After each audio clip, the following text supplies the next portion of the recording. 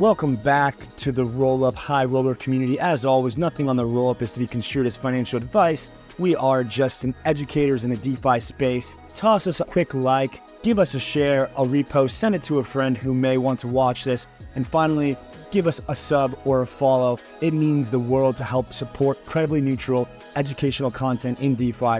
We're here to educate, empower, and enrich you, and let's jump in.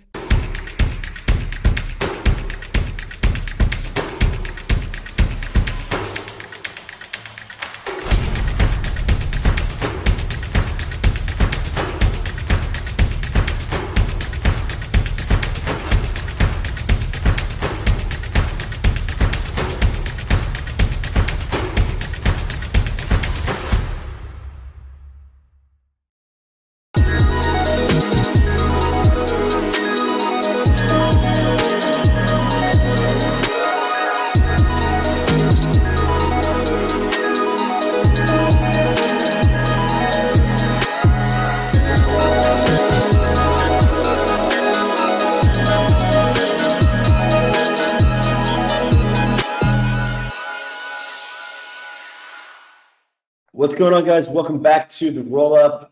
In our previous episode with Brecht, we talked about Based Boosted Rollups. Brecht is the CEO of Taiko. As part of our zkEVM for Dummies series, but specifically with Taiko, I feel like Taiko is pioneering a lot of really cool concepts. So, or at least piggybacking off of some really cool ideas from Ethereum researchers and innovating on them. Today we have Daniel Wang from Taiko. it's morning for him. It's a nice evening for us over here. And we're going to let Daniel blow our minds about Based Contestable Rollups. So without further ado, thank you for being here, Daniel. And the stage is yours. Thank you, Andy. Thank you for having me. So today I'm going to talk about BCR. So here at Taiko, we have two major milestones. The first milestone for our mainnet launch, which is due soon, is the BCR rollup design. And after that, Brecht is going to launch a testnet based on BBR. So we can, so now I'm going to talk about BCR a little bit. So this is our latest design for the mainnet. So BCR is a Based Contestable Rollup. So I'm going to talk about this from a design perspective. So first of all, we are a base rollup. So we are base rollup from day one. Although we don't have the name, but later Justin Drake came up with the name. So now everybody talks about base rollup. So base rollup allows Taiko not to have any sequencers at all. And who is going to become the block builder, who is going to decide the sequencing of transactions and blocks is eventually the Ethereum validators. So the other benefit of being a base rollup is that we don't really extract value from block building. We gave up this opportunity. So all the existing MEV researchers and builders, they can come to Taiko and then evaluate the MEV opportunities and decide whether or not they want to extract value from the block building. So all the MEV infrastructures are totally reusable. We don't have to reinvent the views. Base rollup also means block proposing or sequencing is permissionless. That means if you want to become a builder, a proposer, a MEV searcher, you can just jump in without our permission. We don't really have any whitelist. We don't even, of course, we don't have a blacklist. So everything is permissionless. So that's why I think Taiko wanted to be type 1 from day one, because we feel like if we only say we can scale Ethereum by 500 times, 1,000 times, and if we are a centralized infrastructure, then the rollup cannot claim that it has helped Ethereum to scale, right? So I think that's our vision. All the scalability, is supposed to happen on top of this very big assumption that the underlying infrastructure is decentralized and permissionless. So yeah, that's about Taiko being a based rollup. So even and just for real quick, Daniel, if you want to finish that thought, I have two things to sure. gonna bring up. Well, first, I don't know if you saw today. I know it's early still there.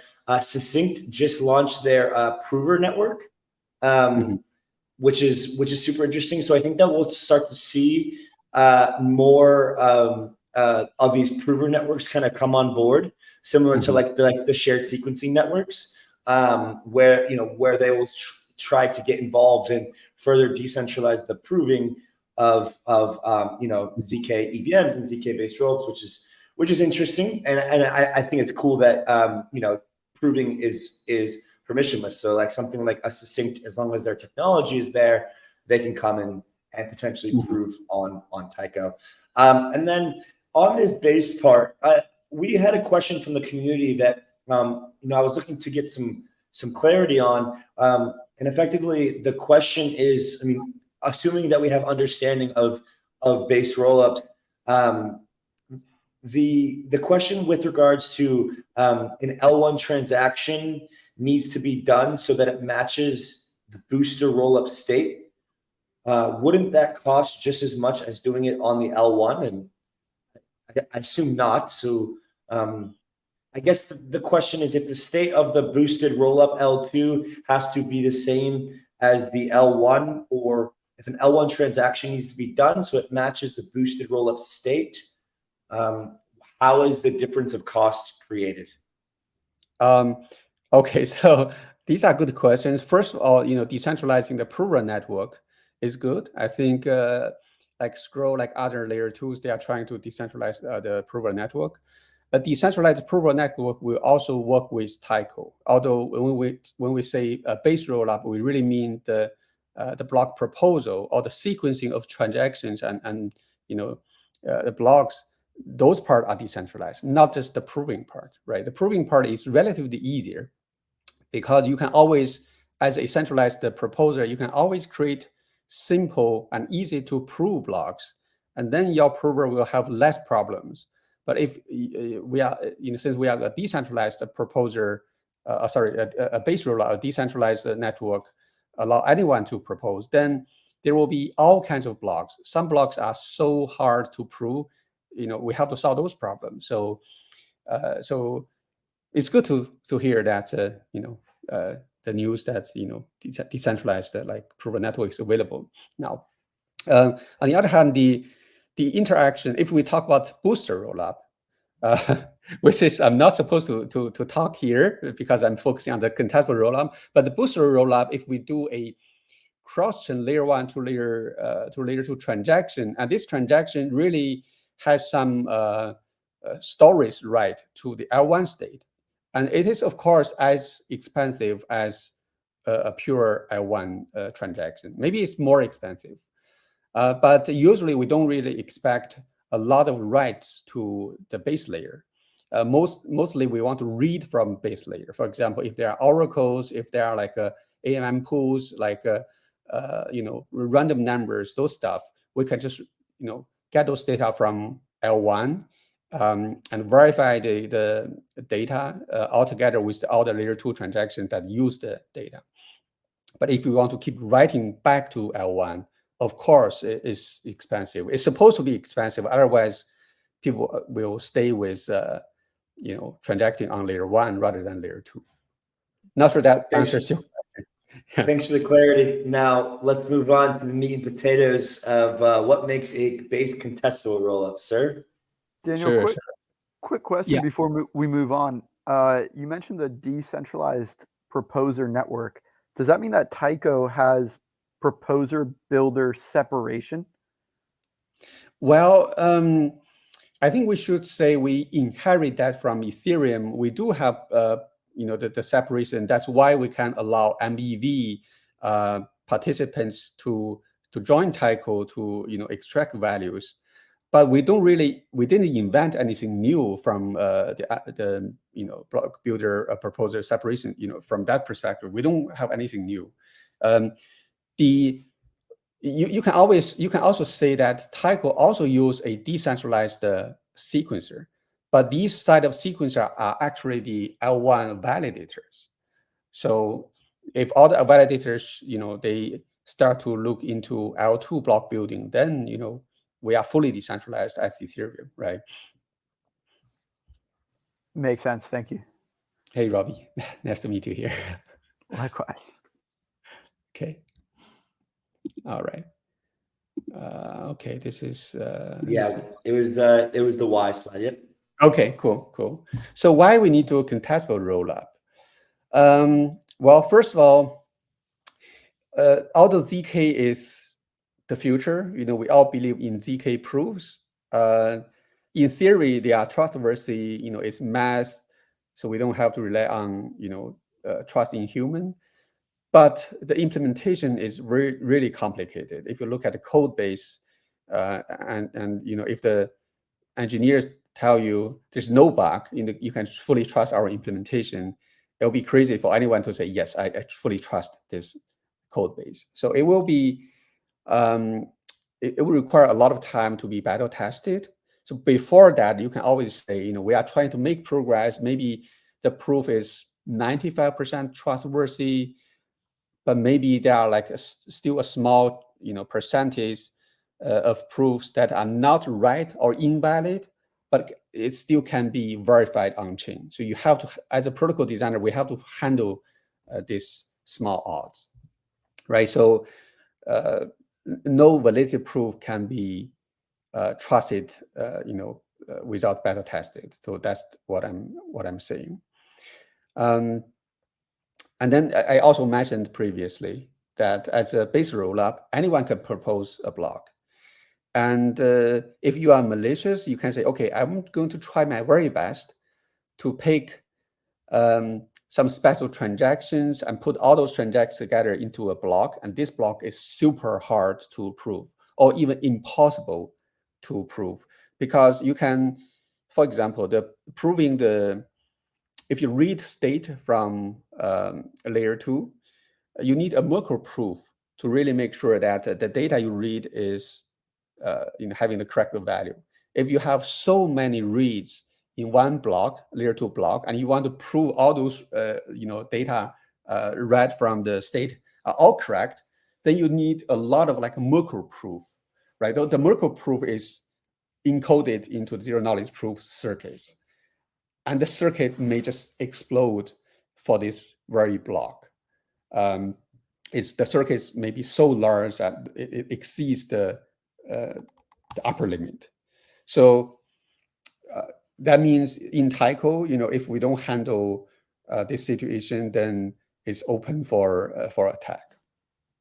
So to handle this, the Taiko protocol introduced an actor called a guardian. The guardian will say, okay, this proof is this block is not able to be proved by zk. How do we do that? We have to just insert something into the protocol, say, hey, the correct block is this one. We don't have any proof that's more trustworthy, and the zk is the best thing we have, but it's not provable, or in some other situation, it's provable, but the proof is invalid, right? So we have to handle those situations. So that's why we introduced this trusted actor there. And there are a lot of if else in the code. If this happens, and if this happens, then the actor can kick in to do something. Otherwise, the actor is prohibited from doing all kind of other things. So, so that's one reason. The other reason is, of course, we talk to app developers, and they say, okay, in the future, maybe they want to launch their own action.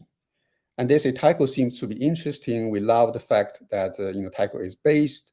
The design is simple, but you are a pure zk rollup, and I don't want to have zk proof for each and every block that I'm going to have for my, for example, game, right?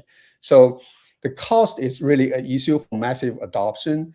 And then we ask ourselves, how can we improve the protocol such that if someone say the Taiko stack can be used to build their own layer 2, they can opt out of zk. They can opt in SGX proof, even something we call optimistic proof, which is just a no proof, but a game theory based proving system.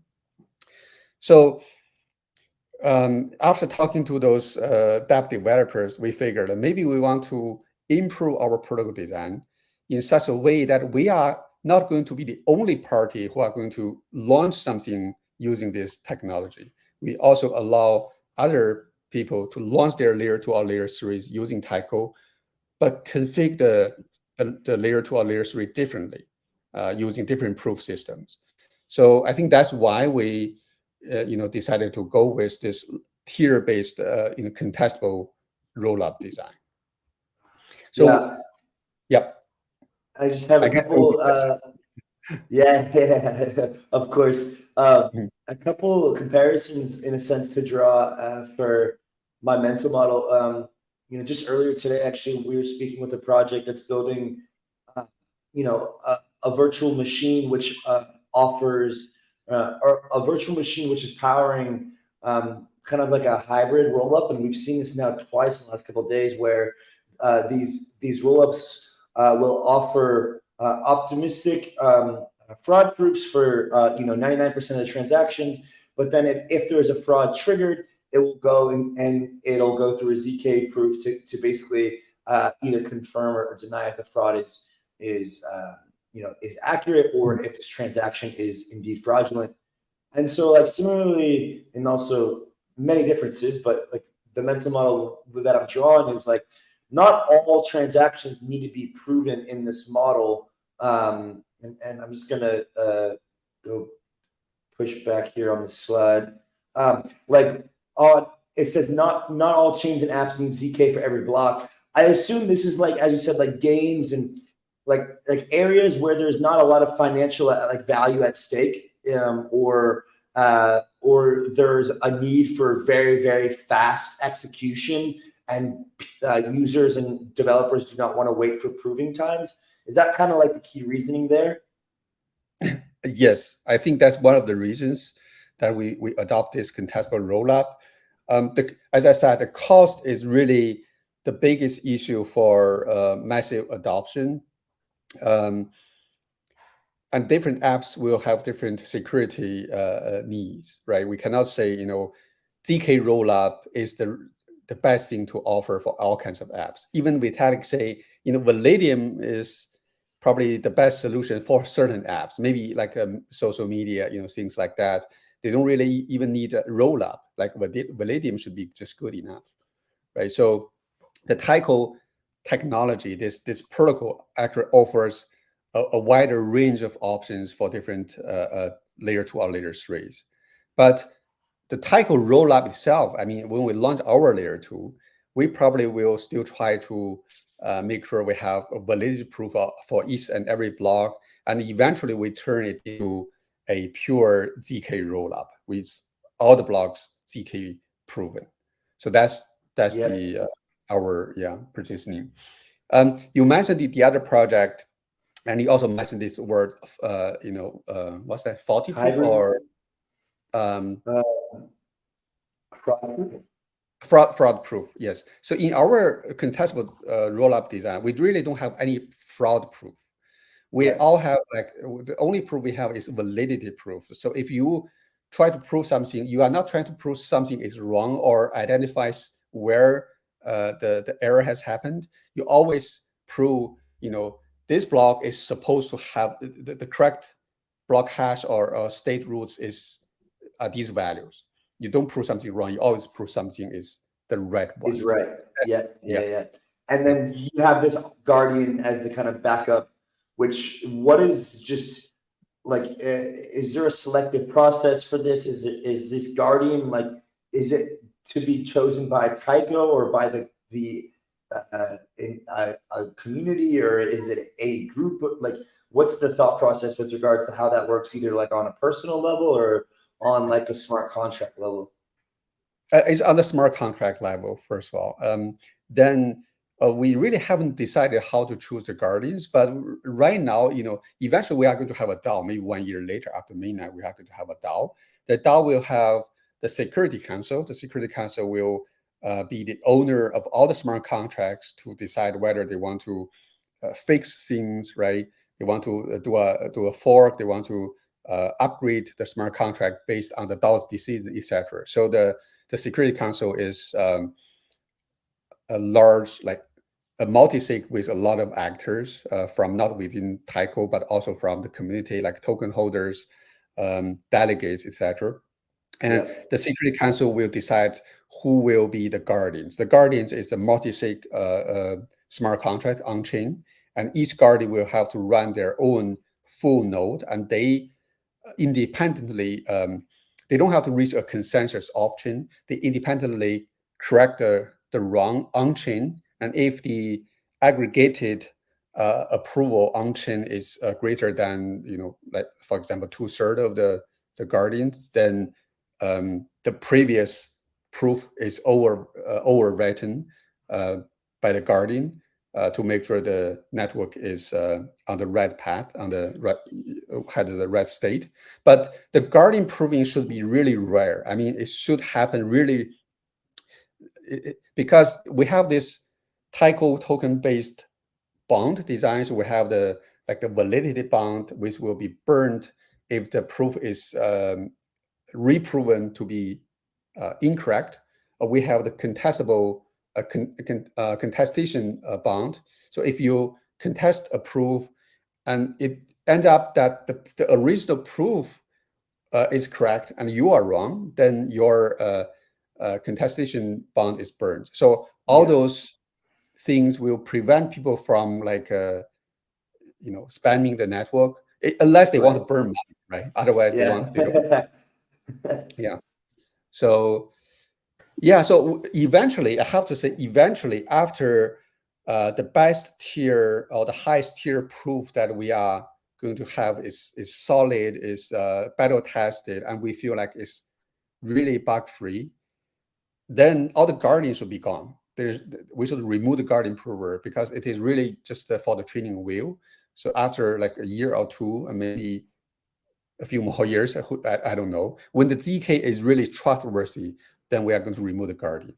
I think the zk can be considered as trustworthy maybe just 2 or 3 years later, because right now we try to use zkEVM, like the risk zero zkEVM, to generate the zk proof, to avoid writing circuits, because writing circuits is error prone. It's really hard to say, the code base is bug free, and really hard to test.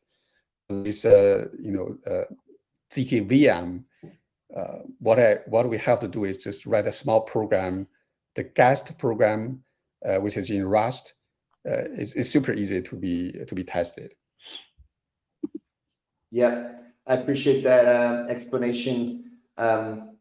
Whenever I see things in the Ethereum space, specifically with rollups, with regards to like backups or fallbacks or trusted, I always like to pick and prod to really understand the smart contract programmability, and yeah, I appreciate your answer, and I also find it quite interesting that that zk based validity proofs need time to be deemed mature. Something that is completely new to me. So all right, that's all my questions here. I think the necessity of having guardian provers on Taiko is because we are base rollup. So if we were not, then we say, okay, there's a bug. We found a invalid proof, somehow got verified on chain, and the chain is going to be broken. Let's stop the chain now. So we can make the decision. If we are a centralized sequencer, we can just stop the chain and for maybe 5 hours again, right? And then restart the chain. But we cannot shut down the chain easily, to be honest. Even if we have the admin control, we cannot really just shut down the chain quickly. Yep. Yeah. So the benefit, we have kind of like mentioned the benefit. So first of all, as an engineer, you feel like, oh, the contestable design is good because we don't have if else everywhere in the code to handle the guardian prover. It's just another tier. So it's good. So the contestable rollup also features the bonds. Actually, we have 3 kinds of bonds. I have mentioned 2 of them. The other one is called liveness bond. So basically, if you say, I have worked with a prover off-chain, and this prover is supposed to submit a proof within like 15 minutes, but he didn't, then the bond, his liveness bond is going to be burned, something like that. So so that's part of the design. What else? Let me see. Yeah, so as I said, it's cheaper because most proofs initially will not be zk, and zk will only kick in when it's needed. So I think people will challenge us when we launch mainnet. Other rollup may say, hey, you're not fully zk. I used to be really a zk maximalist, I would say. I think everything should be zk'd. But I've become like more realistic after talking to app developers. So now I can tell those developers, hey, Taiko is not fully zk, but we are much cheaper than others, and you should just try to deploy your app here and give it a try. And I think one not so obvious benefit of this contestable rollup is that you can always change your configuration along the way. You don't have to read Genesis. You don't have to have a hard fork. You can just use one base layer transaction or layer 1 transaction to change your chain from a 100% optimistic to 100% zk with one single transaction. And then you are a full zk rollup. So it really doesn't matter whether it's initial fully zk or not. As long as zk is getting cheaper and more trustworthy, bug-free, then we will increase the percentage of zk proofs, and then eventually we will become fully zk and remove the guardian prover. Yeah, I think the downside, of course, is that contestable rollup is more complicated in terms of smart contract design than the most straightforward design, right? The most straightforward design is, the code should be really simple. But I think the benefits overweight the complexity of having this design. And we have run the contestable rollup for it works well enough, although we still have like minor issues to fix. But in general, I think we are happy with the current code. So the first one will be BCR for the mainnet. Okay, I think that's does the contestable nature of these rollups add security beyond the regular based rollups, because you have actors that are able to dispute the proofs of certain transactions? Yeah, you can see it that way. I think it's not wrong.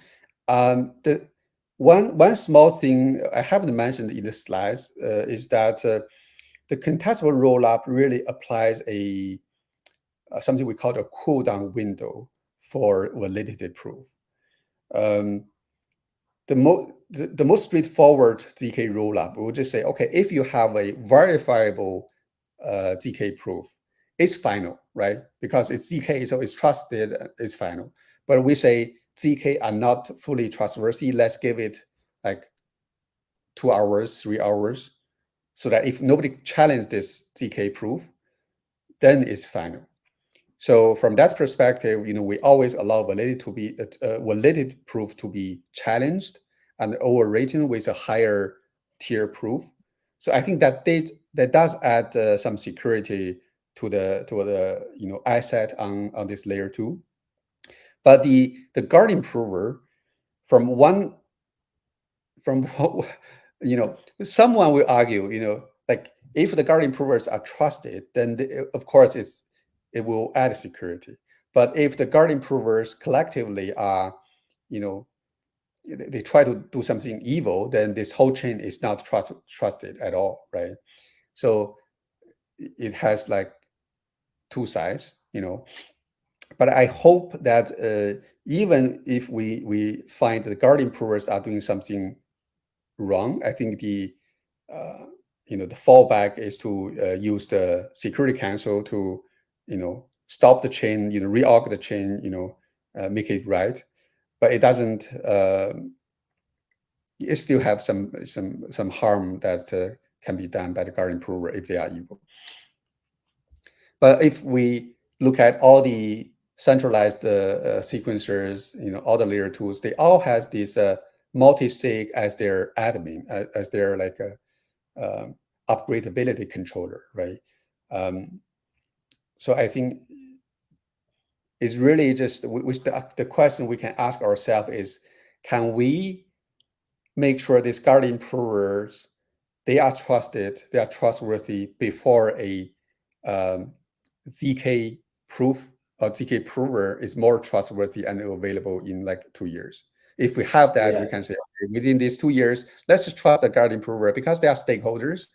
And then we kick them out and then we rely on zk, right? So I think, Andy and Robbie, I think the thing we want to tell our developers or token holders is that, hey, we are sorry, the zk is buggy, the hacker got the money away, we don't have anything, but don't blame us. It's the zk's proof, zk's issue, right? If we use risk zero, can we say, hey, that team is the one that you should blame? We don't want to do that. I think we should try our very best to do anything that we can at our disposal to secure user asset. So that's the really important thing that we consider. Yeah, I mean, I view it as zk is the future, and it's also at the same time immature in current state. In a sense, if you want to put it that way, I'm sure zk cryptographers would scoff at me for saying these things like a unknowledgeable pleb. But at the end of the day, like bringing these middle grounds to progress forward with this like secure way of growth, similar to like when protocols put caps on their TVL.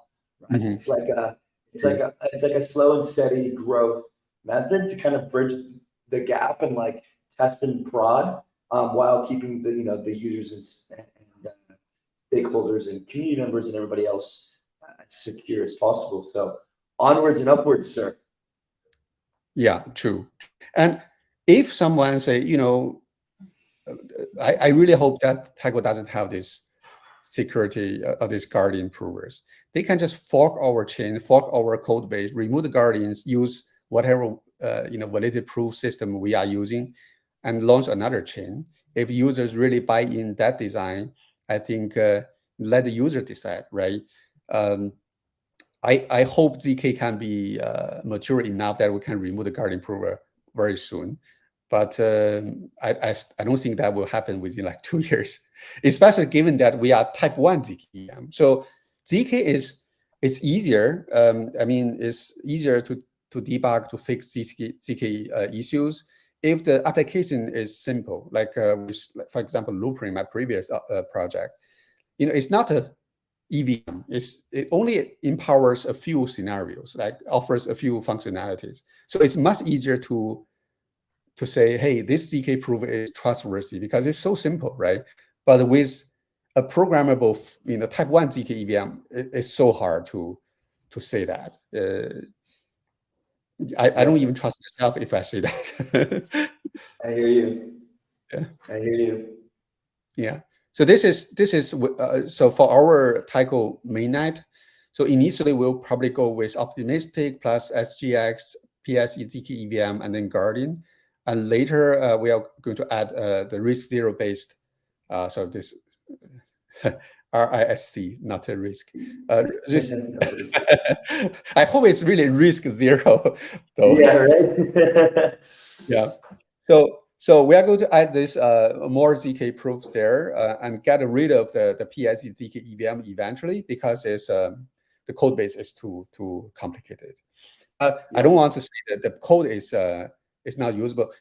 And with zkEVM, we can still use some existing PSE code base to improve the performance. So still a lot of credit to the PIC group, but we just don't want to use the whole solution as is. And the end game, of course, is zkEVMs, no circuits, no custom circuits, only logics in Rust language or some other language that are easy to write and debug. I think this is the last slide for BCR. So if you have other questions, you can go ahead. Yeah. So with regards to I think there was specifically on this slide. So I know that we're looking for communities like Wang, mainnet, all these things, but the reality is once mainnet goes live, we have TKO as the governance and kind of the overall token for Taiko. We've seen the utility here for validity bonds, computation bonds, and liveness bonds, and these are all effectively around security and liveness of just kind of keeping the rollup going effectively in a decentralized manner and keeping the incentives aligned. I'm curious if you kind of thought deeper about what each of these are, how you guys kind of came up with these incentives, and how you guys are looking to align these. I'm just generally curious, now that we understand what a based contestable rollup is there any other game theory that you're thinking about or incentive alignment structures that you're thinking about when it comes to the community to make sure that this runs smoothly? So as a base rollup, we need the token to facilitate the network from day one. So once we launch the network, the token will be live. Initially, because we are the only party who has token, so you won't see a lot of proposers or approvers kick in to help us to secure the network. We are the only party, and then we are going to give some token away to people who have helped us on testnet. They will use those tokens to help us to become our proposer approvers. After a couple of months, if the network is stable and we feel like, hey, we are not going to throw it away, it's the one that really is going to be maintained for the next coming few years, then we'll say, okay, now let's do airdrop to make sure we have a certain percentage of tokens to all the participants of our testnets, or to those people who wrote code and we use their code, or even to Ethereum contributors. So we have a long list there. So after a couple of months, I think this percentage of token will be distributed. It will be liquid, and the people want to join Taiko as proposer approvers, they can purchase token there, and then to earn money, to earn the L2 transaction fees, tapes on Taiko. So initially, after the first, I think during the first 6 months also, after mainnet, Taiko will be a utility token. The DAO will kick in after the airdrop, after the network is truly stable, and we feel like we need to make better decisions with the community through the DAO proposals. Eventually, I think we try to become how Ethereum operates the organization. We don't want to be a company. We are still technically we're still a for-profit company now, but we are going to get rid of this company and build a foundation with the community. And eventually, all the decision making will be through the foundation, the DAO. So maybe 6 months or 1 year later, Taiko token will be the governance token with utility.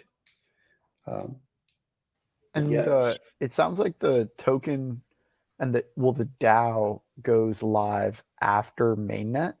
So for mainnet, initially these guardians will be at the highest proof tier. And True.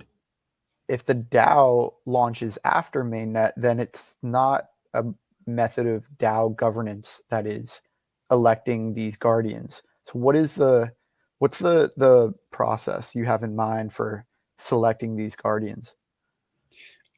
So right now, it's mostly Taiko's engineers, because they need to maintain their own machine. They need to be able to run proposers, sorry, not proposer, their guardian prover software, a full node, L1 and L2 full nodes, etc.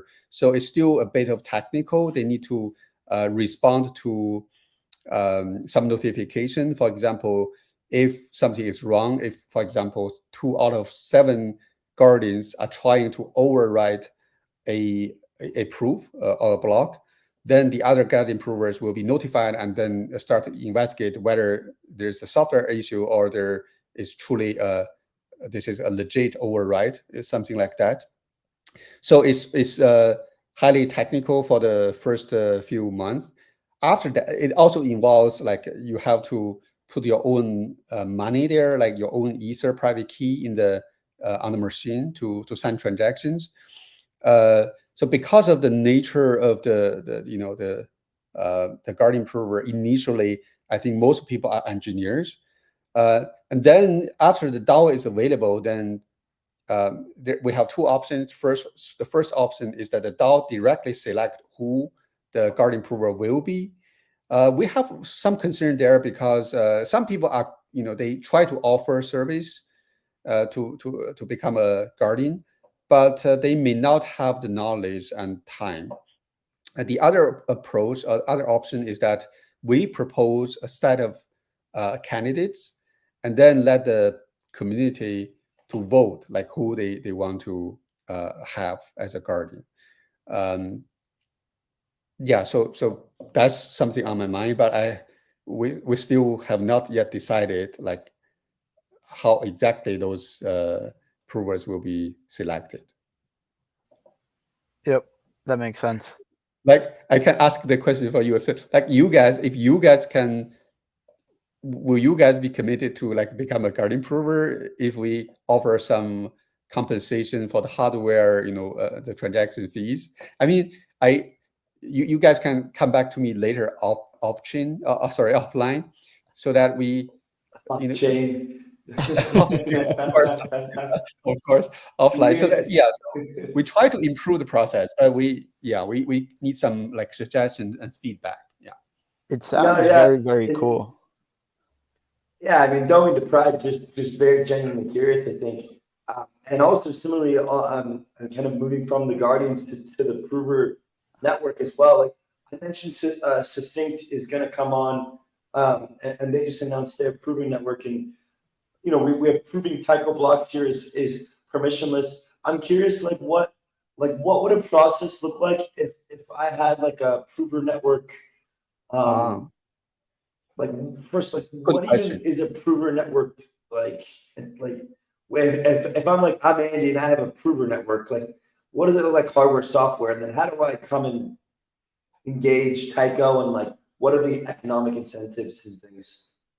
So that's a really good question. So Taiko protocol doesn't enforce a rule between the prover and the proposer. So the block proposer, they need to find a prover. We call it a assigned prover before a block is proposed. So let's say if you want to propose a block in Taiko, you can just work with this guardian prover network and figure out a way to sign a deal with them, either on-chain or off-chain. So if you don't know this prover, you can just use a smart contract to sign a deal, and then we have like plug in, we call it a hook. So you can write a hook for your own proposer to validate the deal from between your proposer and one of the provers in the prover network.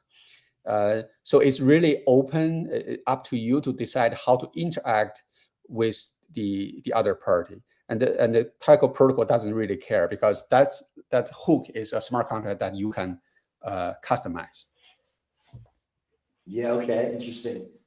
And then like, are you guys gonna make it? Are you guys thinking about like getting like is there a difference if you have like, you know, 10 people or 10 entities with provers helping to prove blocks, or 100 or 1,000? Like, is it really something that is like important, or like how are you guys thinking about this like I understand the separation which what we just explained, but what I'm trying to get at is like about like this like ability for there to be, you know, dozens and dozens of people helping to prove the Taiko network.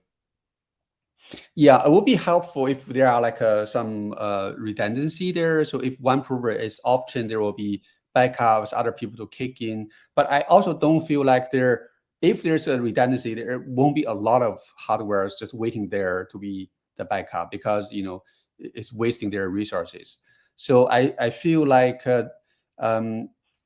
going forward, if zk proof is the cost is going down to like $1, like 50 cents USD, you know, proving blocks won't make a fortune. It will make money, but it won't like mining a blockchain, like a Bitcoin blocks, right? It's not that way, because eventually all the provers, no matter those, you know, there are active provers or backups, all the provers, their cost is compensated by the L2 transaction fees, right? And if we say we have scaled Ethereum by 1,000 times in terms of fees, then you can divide, you can calculate how much fees can be generated from L2 transactions. And those fees are the only fees that will, for the long run, you know, incentivize all the provers altogether. So it won't be a lot of money there. So I think I did a calculation like a few months ago, because other people feel like zk proving is the new mining, right?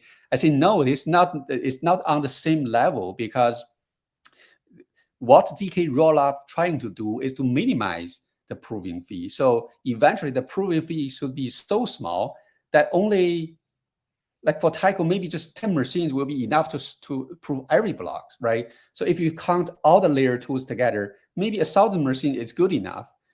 So you don't really have to have a lot, but you just need to figure out, you know, quickly, if these machines are down, you can quickly find out other machines, like the cloud service, right? So I don't think you know, the zk mining pool for layer 2 will be such a, I'm not going to say like that, because some people will not be. Yeah, well, I mean, we can draw our own conclusions, but it was just really curious, just with regards to kind of like the broader idea behind these prover networks. So I think that's all the questions that I have. I appreciate you coming on and sharing the model behind Based Contested Rollups with us. It's truly something that I think is just so cool to see these innovations continue to happen. And, you know, this idea behind not needing a sequencer, at least in the current state, amplifies the level of Ethereum alignment with regards to decentralization, immutability, you know, and many other properties which we strive to see in modern day blockchain. So very excited for mainnet and to see these things come to light. And yeah, appreciate your time today. Thank you, Andy and Robbie, for having me. Really nice, you know, talking to you guys again. Yes, sir. Keep building, sir. Thanks, yeah. Dan. Yeah. Thank you, guys.